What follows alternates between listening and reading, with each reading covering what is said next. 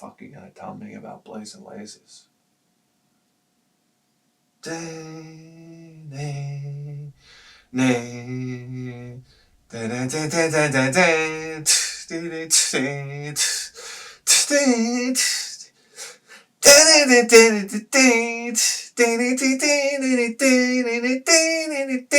Come on. Blazing fucking lasers. You don't know anything. You don't know anything about blazing lasers.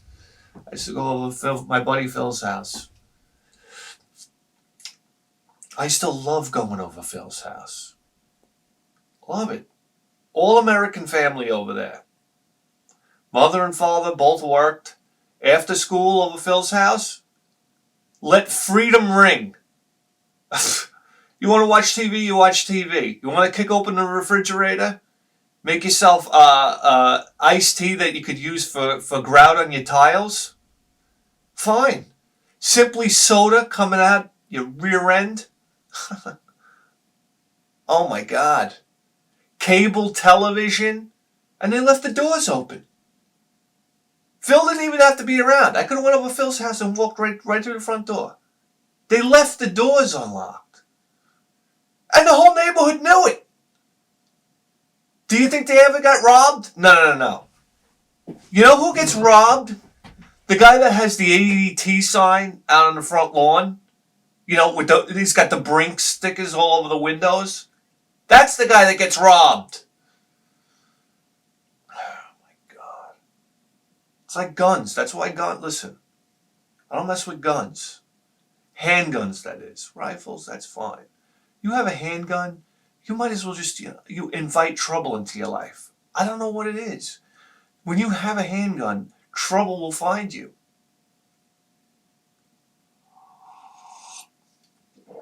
Oh, it's true. It's so true. You know what? I was going to sit here and talk about video games I used to play at Phil's house. I got news for you. I don't think we should. I'm going to flip on it. Because I'm in the mood to give advices this morning. Here we go.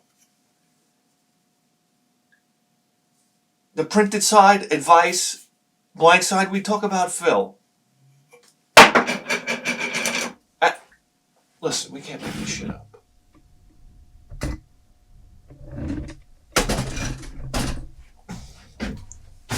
I gotta turn the audio off. Even though I know the audio is off as we speak.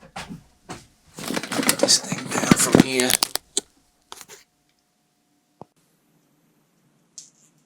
Because I got the questions on my phone. All right, here we go.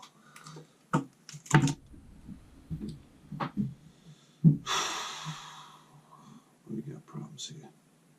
Okay, here we go. There's two questions. Somebody was asking me what I used on my balls.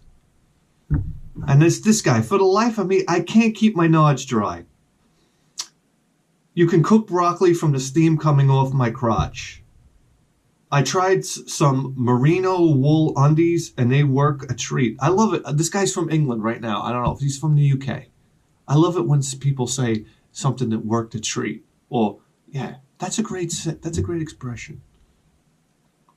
And now I'm thinking of switching all my underwear to merino. Here's the thing. They're like 10 times the price of cotton briefs.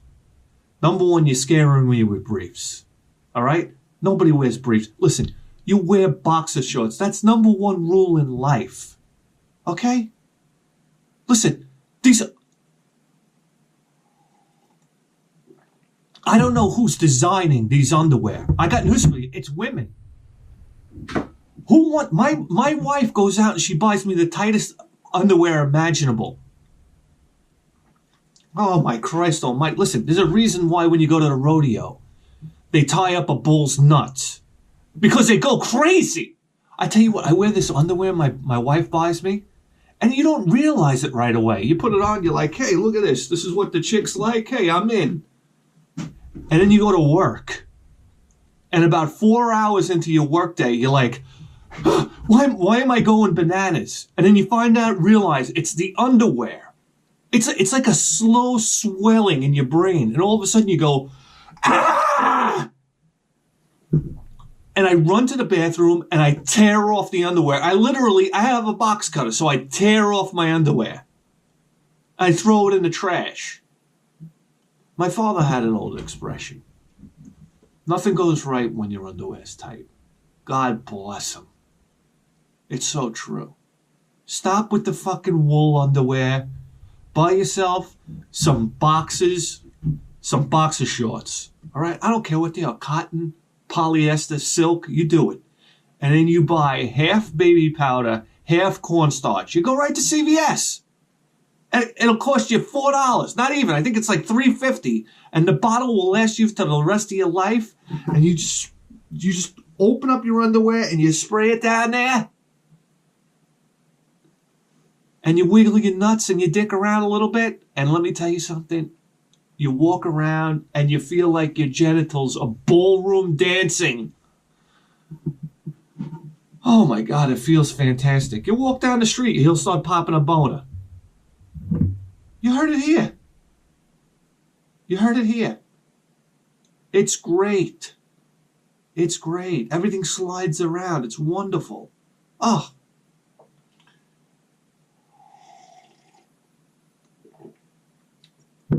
The only problem is when you get intimate with the old lady, you pull your pants down. It's like the mummy rising out of the coffin.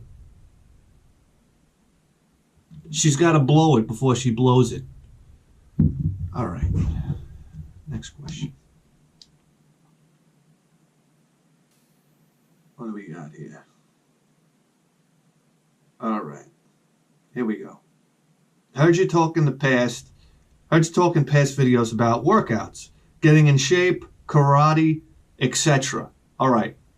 Here we go. What would the Bidhead 1000 workout routine consist of if you were to personally suggest a routine? Supplements, legal. Let me know and I'll incorporate it and see if it makes me a sexual Tyrannosaurus after a month or so. Very simple here. Karate, cut it out. Jiu-jitsu, knock it off. I got news for you right now. These jiu-jitsu guys, they become a black belt in jiu-jitsu and then they run around in bars and they're looking for a fight. And don't give me this nonsense of honor and we only use in self-defense. I know these guys. They're trained killers and they're out there. And I got another piece of news for you. The pen is mightier than the sword. If I ran into one of these jiu-jitsu guys and they were giving me trouble in a bar, fuck them. Let them twist me up like a pretzel and spit me out. And they'll be in court the next day and I'll own their life. You can't go around punching people anymore. It's just not in the cards. So why participate in that activity? I know a guy, a friend, who knocked out a guy in friendlies. He was eating his fucking ice cream sundae. He got into a fight with somebody and knocked the guy out cold. Well, guess what? He wound up paying $40,000 to the guy. He broke his jaw. So is that what you want to do? I'd rather be on the receiving end of that broken jaw and walk away with 40 grand. So knock it off. Number two, as far as working out's concerned, how old are you, number one? That's the most important. That's the most important thing whatsoever. I'm going to tell you right now. If you're a 20-year-old guy, you go in there and you power lift. If you're 18 to 29, you get in the gym and you just power lift. Listen, you say you want to be a sexual animal, right? Nothing boosts testosterone like heavy deadlifting and heavy squats. That's just the facts of life. So you go to the gym and you do the heaviest deadlifts and the heaviest squats you can possibly do. And we're talking about 4 or 5 reps. Okay? And you can work out from dawn till dusk when you're that young. It doesn't matter. Your body can handle it. Just go in there and do the heavy compound lifts. All right? And then when you reach the age of 30, then you transform into bodybuilding because you can't do those type of powerlifting lifts anymore. I don't care what anybody tells you. Unless you have a good friend who's an orthopedist. When you're 30 years old, then you switch to bodybuilding. You crank up the reps 10 to 12. You sit there and you work out, you know, you look good. You got the frame for it from powerlifting, and now you just hone it down into this insane body. And you can have that. You can bodybuild until you're like 40, 45. And then that shit ends. Because you'll be tearing tendons, popping ligaments like you can't imagine. Then around 45, that's when you get into calisthenics. That's where I am right now. Okay, this is calisthenics. We're talking push-ups, sit-ups, pull-ups on the bar. You do all this bullshit. And I don't want to hear any... Listen, you assholes out there. I don't want to hear any excuses like, I don't have any equipment. You go out in the backyard and you do dips. Oh, well, Bidhead 1000, not everybody has a dip bar. You ready for this right now? I'm going to improvise real time. I'm going to improvise a dip bar for you.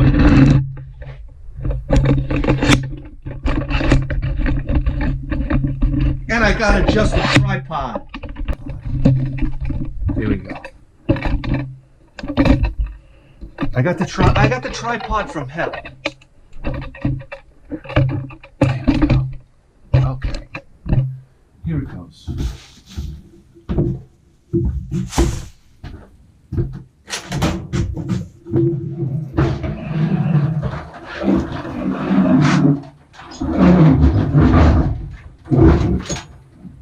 Got this. Look at this. My toolbox isn't really even with the table. What do I do? What do I do? A couple pieces of wood. Piece of wood there, piece of wood there. What else do I need? I don't know. Here we go. A fucking sanding block. Boom. There you have it.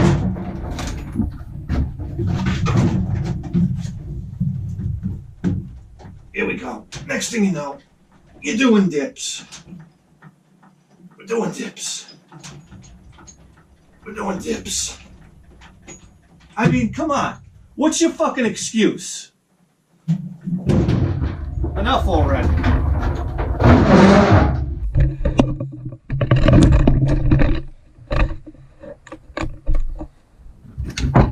Okay.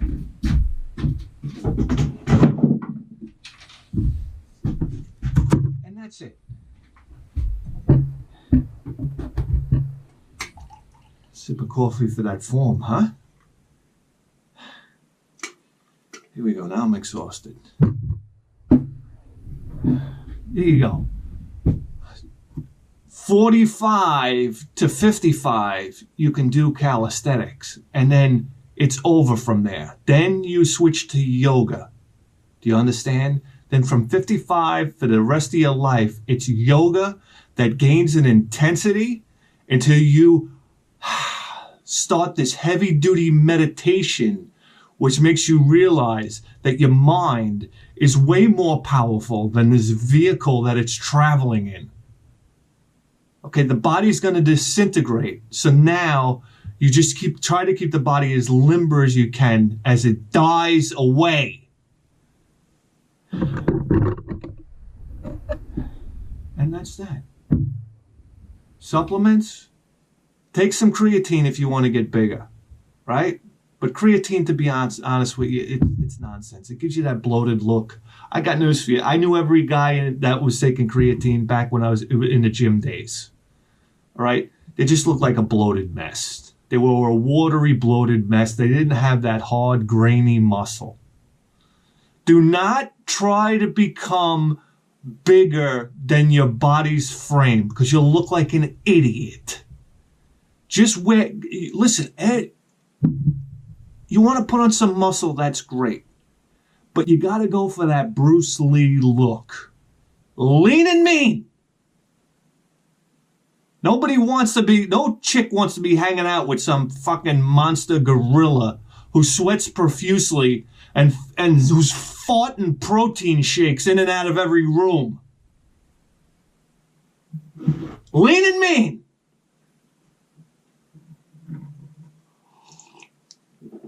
The next question. All right.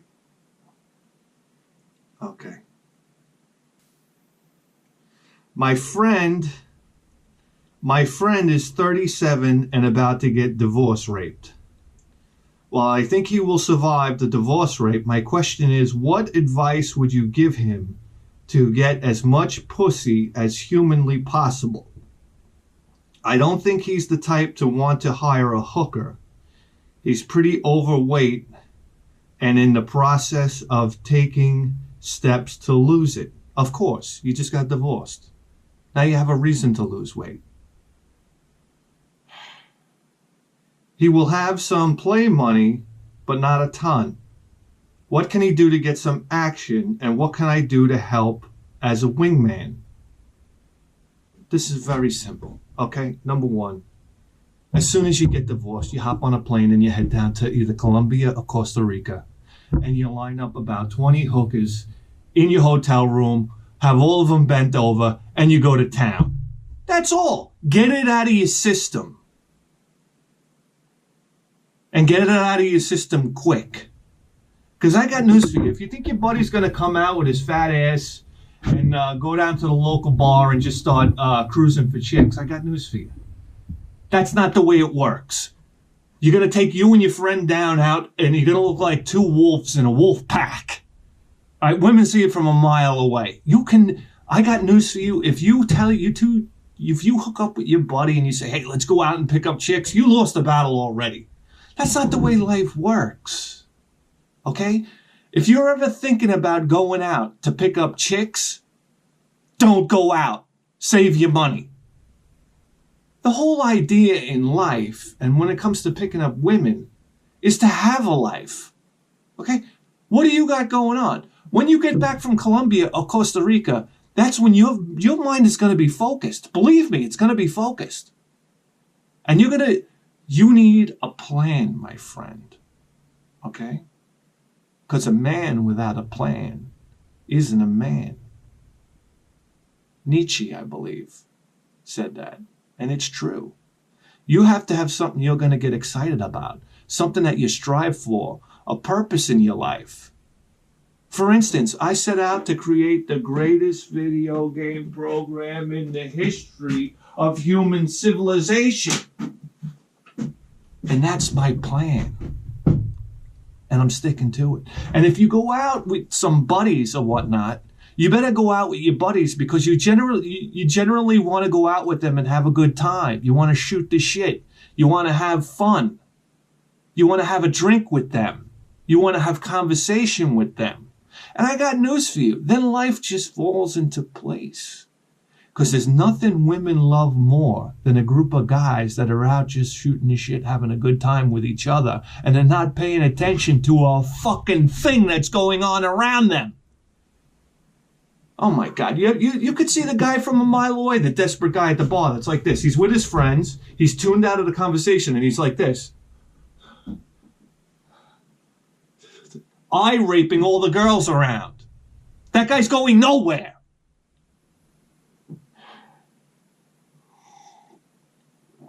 You got to be the center of what's going on. You got to be the guys that are having the good time, but genuinely having a good time. So you need good buddies that you can go out with, drink with, laugh with, have a good time, and then everything falls into place. You should never be looking for it. That's for sure. And I got news for you. If you're getting divorced, I'd probably want to turn into a monk for a while and want to stay so far away from women. Here we go. Next question. All righty. Okay. First of all, this letter is from a woman. Here's the story.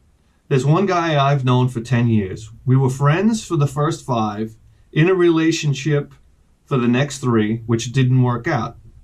I have managed to keep our friendship going really well for the last 2 years. In my opinion, things are much better as friends. I think that's the way it's meant to be. He would like to be my girlfriend again. I love him.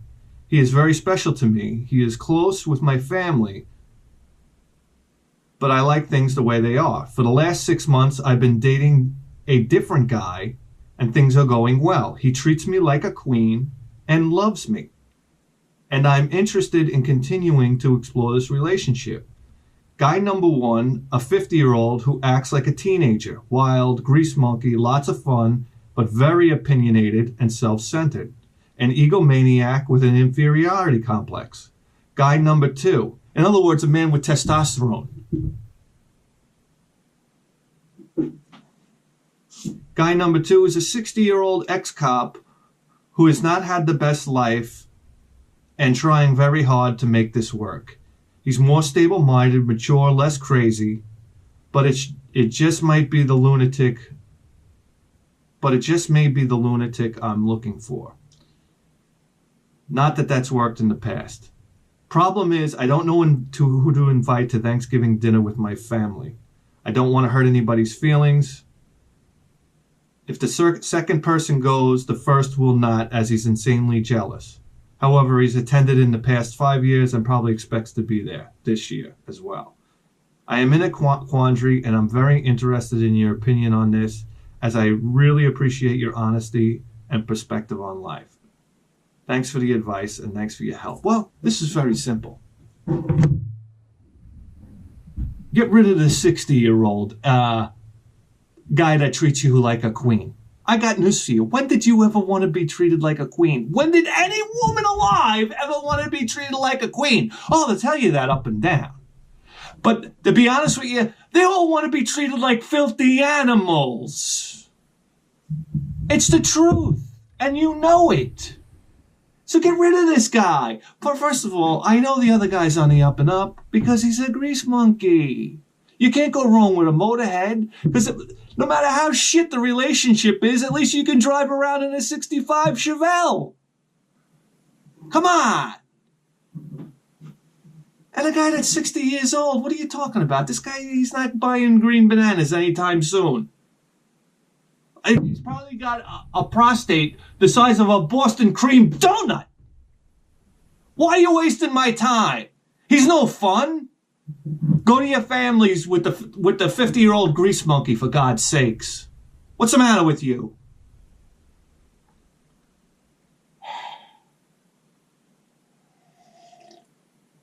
But at the end of the day, I want you to think of me as a father.